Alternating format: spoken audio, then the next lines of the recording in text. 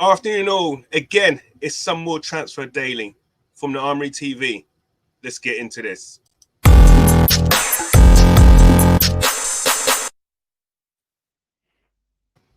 Yes. Big up. Ramsday in the house. What's happening? Listen, wicked guys. Listen, it's great to have you on. Got a special transfer daily for you guys today. Obviously, we got Kanabi. What's happening, bro? It's good to have you on. Man, it's good to be here, man. Debut. It's good to be here, man. Good.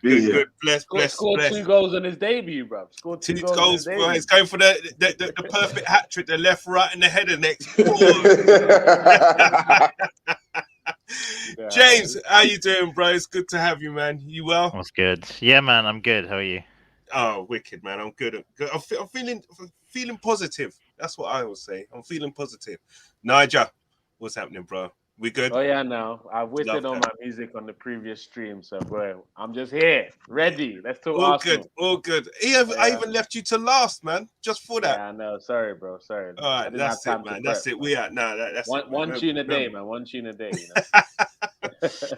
Well, look, let's just crack straight into it. And obviously, the income is what we're going to look into. The transfers now for Arsenal. Obviously, we have to take things with a pinch of salt, etc., etc. However, it has been reported that we've actually made a 21 million pound bid for Brazilian midfielder Danilo, who's only 20. However, this kid comes with a huge amount of experience, being that he's actually won the Copa Libertadores. Let me put my teeth back in. The Copa Libertadores. That's it. Yeah. That's it. that one. What he said. That tournament. I'm gonna call it Copa for sure. He's won it twice. And the Campeonato Paulista. Wow, yeah, the Copa de Brazil, he's won them one each. So listen, this kid comes with a bag of experience, and I'm gonna come to you, James, first, mate, because I want to ask you about this player, because you broke this one to me, man, and then I had to look up because this one was not even from left field or right field. This was a straight out the blue.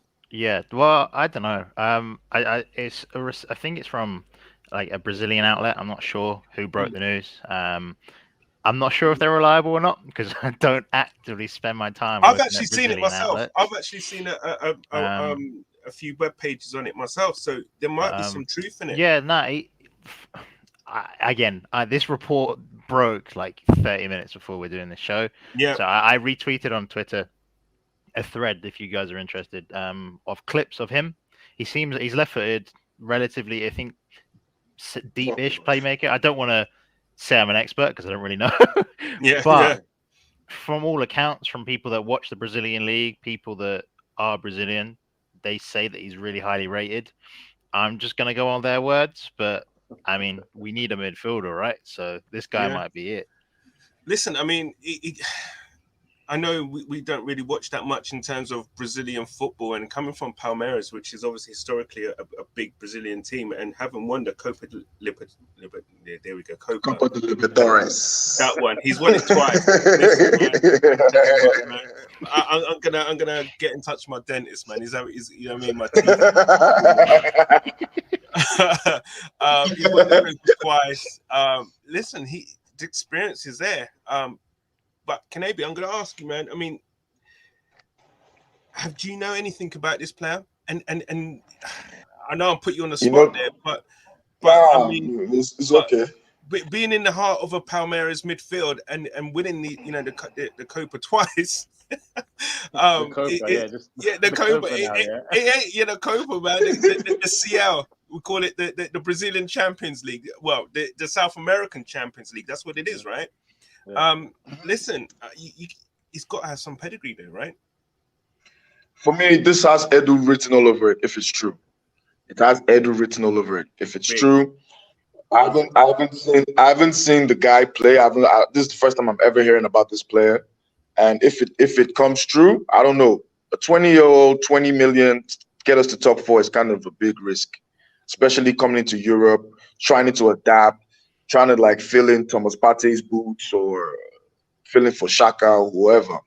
It's going to be like very tricky for him. I would have gone for like someone who is more experienced in Europe, because if we sign if you sign another 20-year-old midfielder, you're expecting potential. There's going to be a lot of pressure for him to come and perform immediately with that price tag. So I think it's a risk. But we didn't fail with Martinelli, and Martinelli too was Edu. So if Martinelli was a very good move for 6 million, one of the best deals we've ever done in our club. Yeah. If this turns out, if he's good, from the Ramsdale signing, we should know that we should be able to trust our scouting shop. You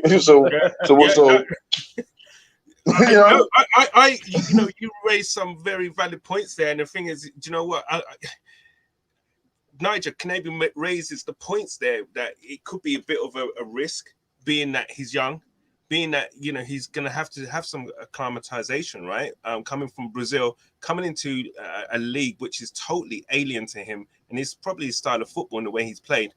Do you think Arsenal are panicking a bit here, or could this be another Edu masterstroke, as Kanabi said?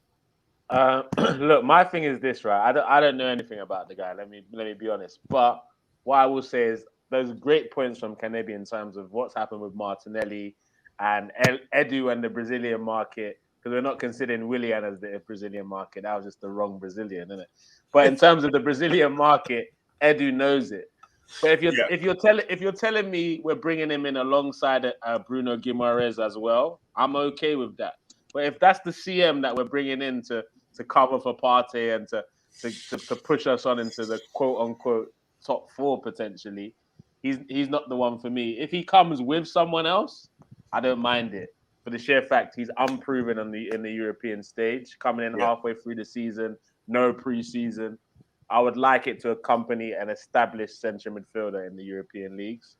But if it's just him on his own, I'm a big no, personally.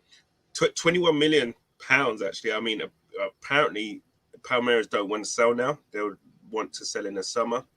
That's a big fee for a 20-year-old.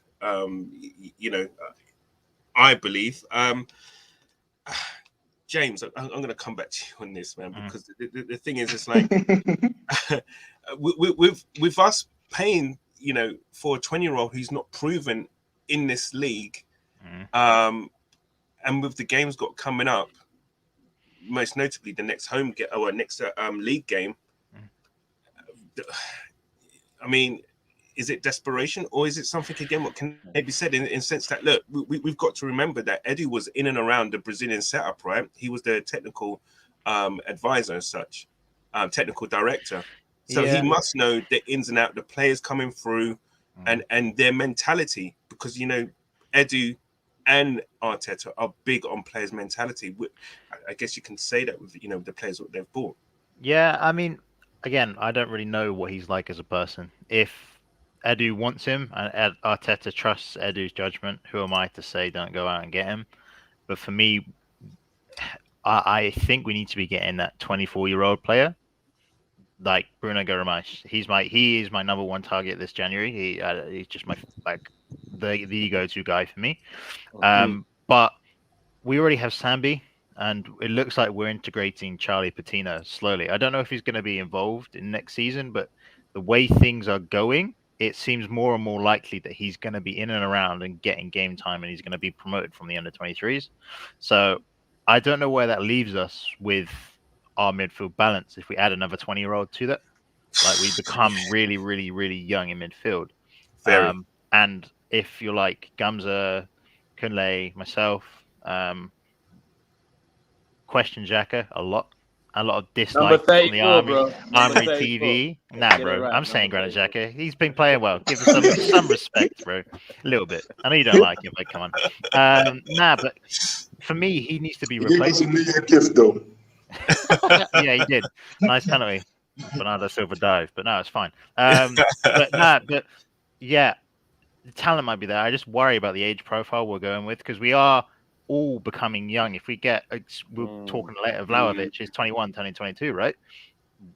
At some point, we're going to have no players above like maybe Thomas Partey is the only one that's going to be 30. Yeah, right? And everyone else is going to be 22, team. 24. So it's a good thing to have. It's also like you know what I mean? Like there's a bit of an imbalance that I'm worried about. Yeah, and that's why I was talking about getting in like a Wijnaldum because of his experience, and people might not like him as a short term for at least till summer, but the experience he brings, trophy wise, international and club football wise as well, that'll work massively for the current squad. I think Willian has really kind of burnt them in terms of going for those players, because I'm pretty sure that would have been a perfect scenario. But I think Willian has really, really kind of burnt them in the sense that, okay, a player at that age, he's won and he's done stuff already.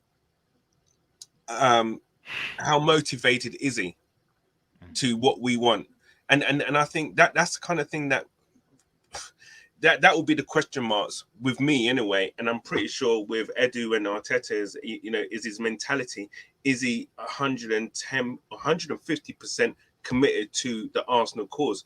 And at this moment, the thing is, the players that they've bought and the criteria, the mentality of players that they've bought over the summer have fitted that to an absolute like a glove, basically, in terms of the mentality and the players what they wanted. And that's maybe what they're hesitating with in terms of what's his name? PSG guy. You just Wijnaldum. That's it. Yeah. So listen, I totally get it. It would make sense, but hey, this guy might be just something that we need. You never know. Nigeria, you need to get your boy in check, Niger.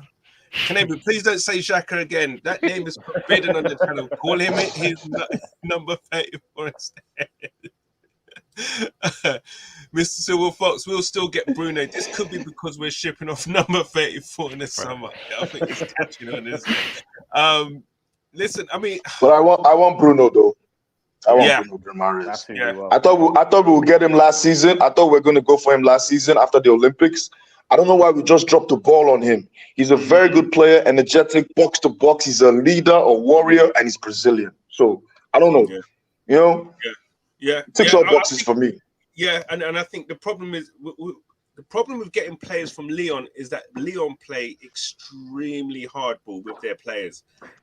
There's never an easy kind of negotiation with Lyon. If you remember the whole Gazette went on for the whole summer. You obviously know about the oh my god, it was ridiculous. And then even with Hassam Aouar, that was ridiculous. And now I can just see it all happening again with Guimaraes. Who's this Xhaka guy? I've only heard of everyone glad that we never got Aouar, by the way. I don't know, man. I wanted him. He's a baller. There must be something. I wanted him. There must be something wrong with him. Nah, it's the Lyon president. That's what's wrong with him. The Lyon president is crazy. I just think, he's crazy.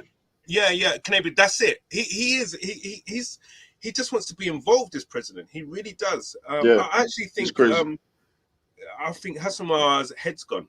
I just think his head's not on it. That summer for him was huge. SKTV, how are you doing, sir? I hope you're well. He's clearly one more for the future rather than now. A Brazilian to come straight in this team and hit the ground running is in Jan. Can't see it. I agree. I mean, I remember even when we signed Edu all them years ago. It took him like a couple years even to really see him. Put an own goal in his debut as well. The thing is, he just didn't. It's really hard for players like that to acclimatize. I know you could say Martinelli is kind of bucking the trend, but hey, listen, we're just going to crack on. So Danilo, let's see if this one actually, if there is any kind of hot fire with the smoke that's being put out with this one. We're going to go back onto obviously the big one that's coming out is Dusan Vlahovic. Obviously, things are more and more kind of rambling on about him. I'm just going to come straight to it. Before, obviously, I come with a couple of quotes that have come on. Kanabi, I mean, what are your thoughts on this player? And what in terms of percentages, what do you think that we will?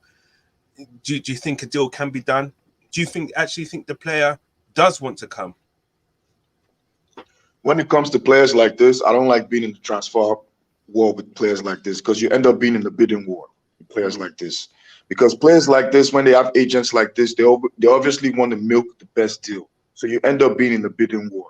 The player might want to come, the agent might not want to agree. The club might be fine with the fee, but the agent might not be cool with the commission. That's the problem. Like as Wenger said years ago, you need 3 people to be happy for a transfer deal to go through: the agent, the player, and the club. And the problem is the agent, obviously they're playing hardball. They want a bidding war to happen. And if it's going to be a bidding war next summer with a lot of teams being more stable financially, if COVID doesn't come back, well, it's going to be hard for Arsenal. Yeah. So I think now is the best time to attack. If he's not coming, let's go for somebody else. Let's go for somebody else. Yeah, no, I completely agree. Nigel, I mean, the fact that, you know, you can probably say this summer is going to be 2 huge transfers, right? You got Haaland and Mbappe, right? Who gets those 2 players, but basically then that's who, you know, whatever team is left, Vlahovic will be going to. Yeah. I agree with that. Yeah, do you know what I'm saying? So, I mean, for Arsenal to get him, would you agree now would be the best time? Absolutely. This is the best time. I mean, because a lot of teams are looking to wait till summer to deal with their striker issues, bar maybe the not so noisy neighbours from down the road. They might want to do something depending on what's happening with the Harry Kane situation. But if we're going to sign Vlahovic, it's now or never. Like, do I think we're going to sign him? Like, I don't know. What's your Spidey senses say? What's your out of 10? Out of 10, I reckon 4. Our chances of signing him are 4. Personally. Oh, is that 6, James? You're on the 6. I'm not as optimistic because I've seen this movie many times. I know how it ends. So I don't want to get drawn in, because if let's say City just want to just shut everything up and just say, yeah, we'll sign him, and that's it. That's the end of all negotiations from Arsenal. It's done. But just like Kanebi said, there's a lot of issues with his agent. I'm hearing we've not even heard any statements from Vlahovic. All we keep hearing is speculation. But the only noises he has made is the noises you would expect a player to say. He's saying all the right things for Fiorentina fans, saying that he wants to finish off what he's doing with Fiorentina. They've not been in Europe for a long time. He wants to get them there, yada, yada, yada. So he's saying the right things. He can't come out and say, I want to leave, or, you know, my next move is this and that and the other. So you got to really kind of tip your hat, I guess, to Vlahovic for saying what he's saying. He can't say anything else, right?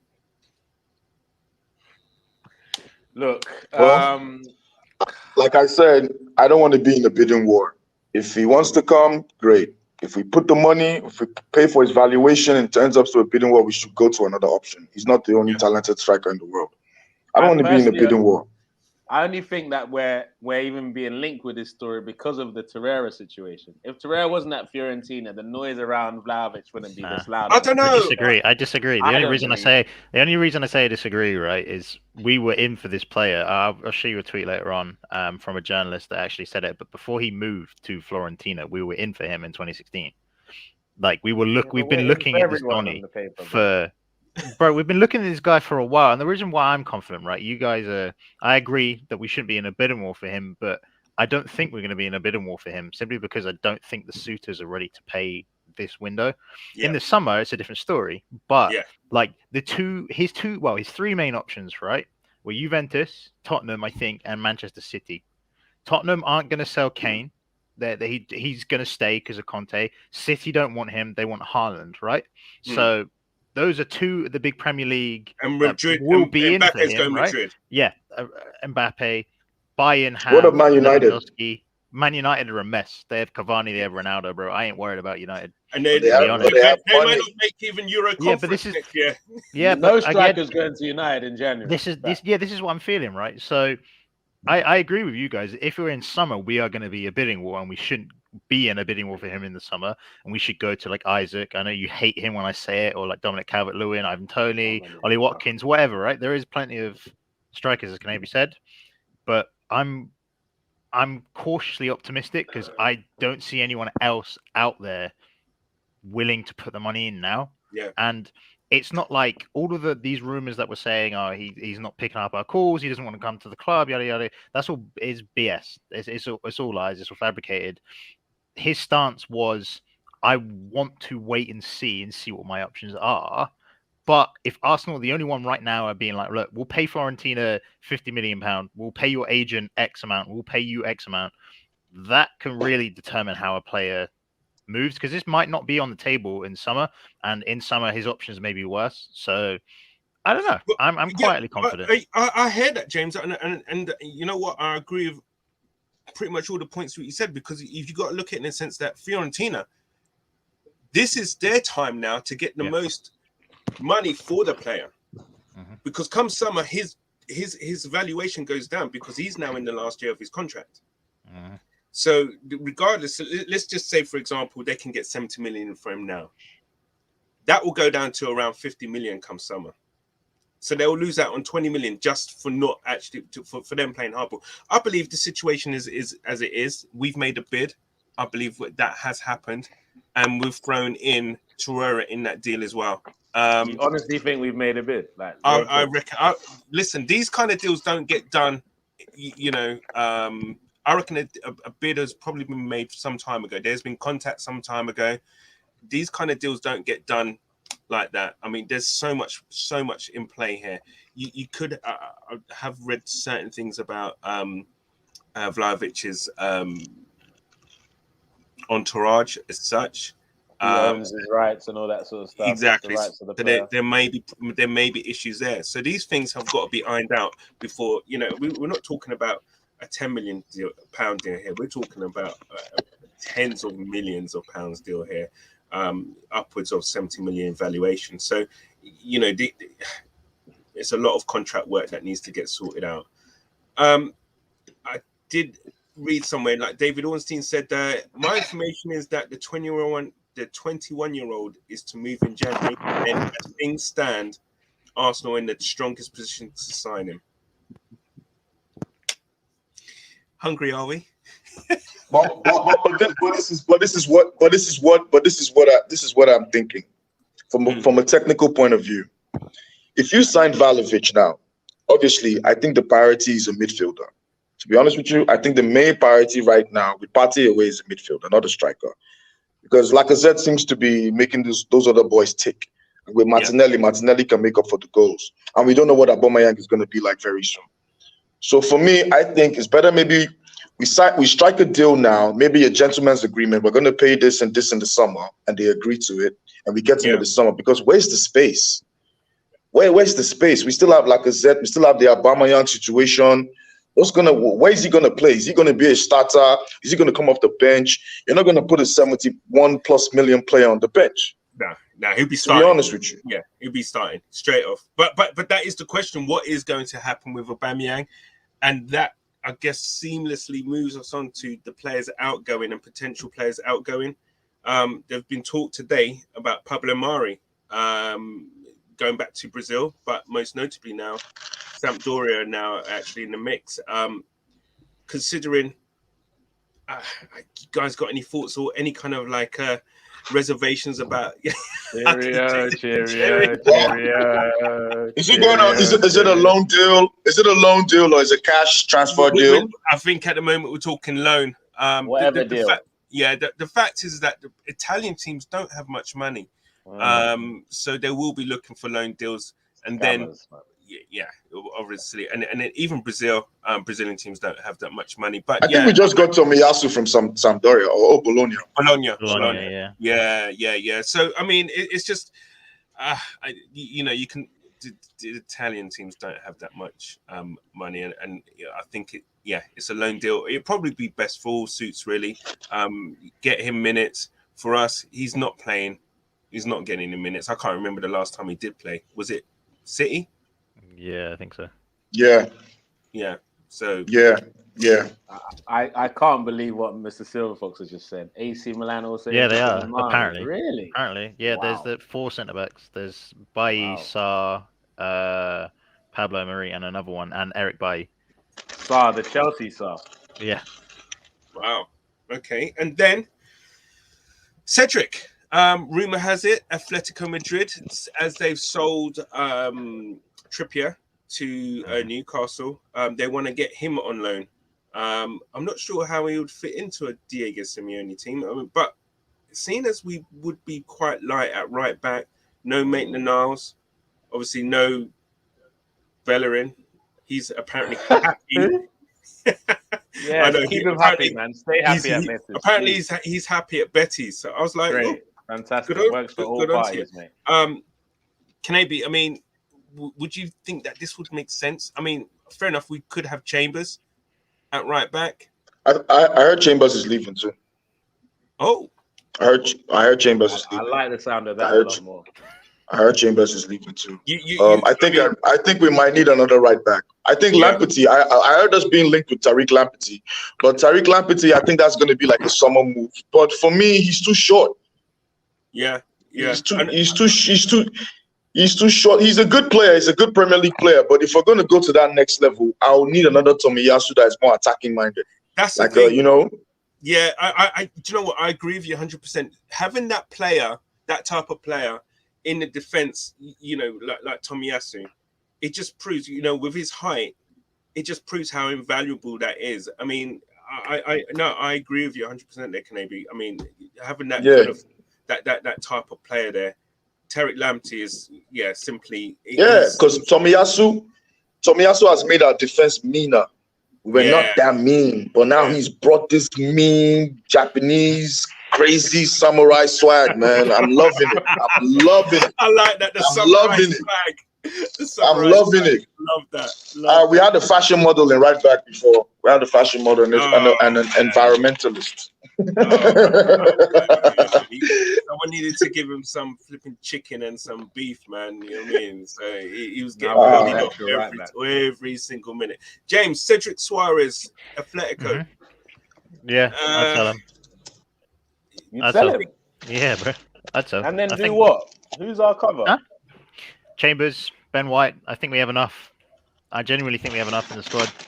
Because the way we don't play with that explosive right back. I want to see us get a more explosive right back in summer. But the way we're playing right now, he almost plays like a third centre back. Yes, he bombs forward, but Callum Chambers, I think, can do more of a job than Cedric can. Because I see Cedric is less like Tomiyasu than Callum Chambers is in terms of the player profile. So that's why, obviously, Chambers isn't great going forward, but Tomiyasu's above average, maybe. Yeah. And I think Chambers is okay defensively. So if it means we can ship out Cedric on a loan with an option to buy and he does well and we get like 5 million quid for it, happy days. Because I don't see him. Is he 31 now? Yeah, he's 30 plus. So I don't see him in that age bracket like being here long term. He's just not going to be. So I don't see him getting another when he offer. Got that contract from us, I tell you. Yeah, after that loan 4 years, bro. You're flipping, eh? Yeah. I tell you, Nigel, and your thoughts on Cedric? Like, if we had cover, that doesn't mean Chambers cover. Actual right back cover, I would not mind it. But I think Cedric is a better right back than Callum Chambers. I believe Callum Chambers had his best and only good game for Arsenal against West Ham last season. That was decent, yeah. And it was an incredible performance. But I told everyone that's the best we're gonna get, and we're not gonna see a performance like that ever again from Callum Chambers. And he showed that since then.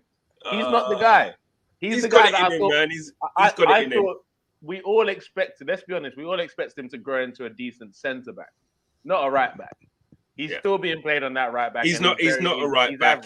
I think Chambers is probably someone who won't look to ship on, I believe. I think Kanabi, you said that he's on the move. Chambers, is that correct? Yeah.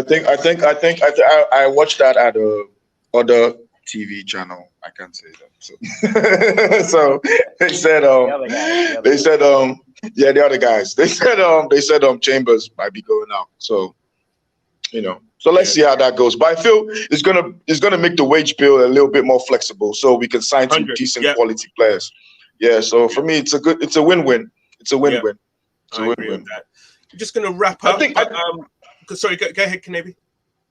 I think with the outgoings, I'm expecting maybe in the final 2 weeks we're gonna have a big transfer move incoming. The outgoings, maybe in the final 2 weeks, because Arsenal, they like things late minutes. They like doing things late. Maybe in the last final 2 weeks. They love a transfer deadline day this time, because we need players in before Spurs, man. The Spurs game, we need at least a CM before Spurs. Something needs to happen this week, though. Something needs to happen this week. Literally. The CM, the central midfielder, has to come this week. This week, definitely. Unless it's going to be 34 and Sambi. It has to be this week. 34 and Sambi. But even at that, even if we make something happen, let's not hope that COVID doesn't stop him and make him isolate for another couple of days and shit like that. Because the way COVID is even going, it's crazy. Oh my gosh! There's so many factors, man. So many factors. Just before we actually do go, Gary, how you doing, man? It's good to have you viewing. We touched on Danilo first off at the top of the show. Listen, the rumor has it that we have placed a bid, whether or not that is true, but there's a lot of publications now that are saying that we have. I think the variables that we spoke about at the top of the show was obviously acclimatization to the Premier League for being so young, but his pedigree is there, and obviously, countering that, Edu knows his Brazilian market from his time at being the technical director of the Brazilian national team. So he must know this player. He must have, he must have done his due diligence in the history of this player. So apparently he's Maitland-Niles' replacement. Sorry? Apparently he's Maitland-Niles' replacement. Maybe, yeah. The thing is that it just be. I could see that. But the thing is, though, we do need another player to come in and actually slot in and hit that proverbial ground running. Dude looks like Frankie de Jong, though. And not Frankie de Jong, Nigel de Jong with all the tattoos. Oh, is it? Okay. About to break some legs. I'm down with a player like that, though. I'm down to have a player like that. Yeah, but no, listen, I agree. If we've got hey. Big up, thanks. Respect, Ray. I know you just tuned in. But I think if he comes in, he's playing in the heart of a Palmeiras, which is historically a big, Brazilian team. He's won the CL twice, and listen, Pablo Mari won the Copa Libertadores too. Real talk. He did with Flamengo. He did. True. No, he got to the finals. They lost against. Oh no! You're right. They did. Yeah, he won. Yeah, he won. No, yeah, you're right. Everton was in that team. The Everton that we wanted that is now by Benfica. He was in that team too. That was that Brazilian guy. Yeah. So don't get too excited about the stats there, bro. That's basically what he's saying. But look, guys, so let's see. Listen. Things are starting to kind of heat up. And I think listen, it's exciting times. Yeah, 100%. He won it. He won it twice as well, and plus he's won domestic cups with Palmeiras as well. So I think you'll have to come on one day, Gary, man, and tell us about give us a view on the Brazilian market. It'll be interesting because obviously it's like this is a player now. I'm gonna have to. I don't like doing it, but have a look on YouTube because I've never seen him play, but I'm gonna have a look at him. If he's breaking legs and is strong in that challenge, I want to see that. Apparently he's like Bruno Guimaraes before he moved to Lyon. Apparently he's like the same mold of player before he is now the player that we want to buy Bruno. Now we're getting the player before he become this. Yeah, because I think Guimaraes was around that same price before he went to Lyon, right? Yeah, it cost like 20 million. Yeah. Listen, it's all interesting. It's all heating up. Next week, I feel, is going to be a big week for Arsenal with incomings and outgoings. Obviously, Maitland-Niles is pretty much gone. It's all kind of near enough signed, sealed, and dusted. Let's see who else is going out, whether it will be Cedric or Mari, Vlahovic, Guimaraes, and Danilo. Listen, it's all looking good. It's all looking good. Guys, I want to thank you all. Kanabe, just a quick one. Where can we find you? I followed you guys on on Instagram. I followed your page on Instagram. I'll message you. At Tunnel TV Media, that's the Instagram page. Then the YouTube is Tunnel TV. You can check us out, subscribe, watch our videos anytime. Please follow Kenebe's all his socials. Obviously, we know Niger, One Touch, James, for our resident here at Armoury TV. Guys, I want to thank you. Been great. Man, I loved it.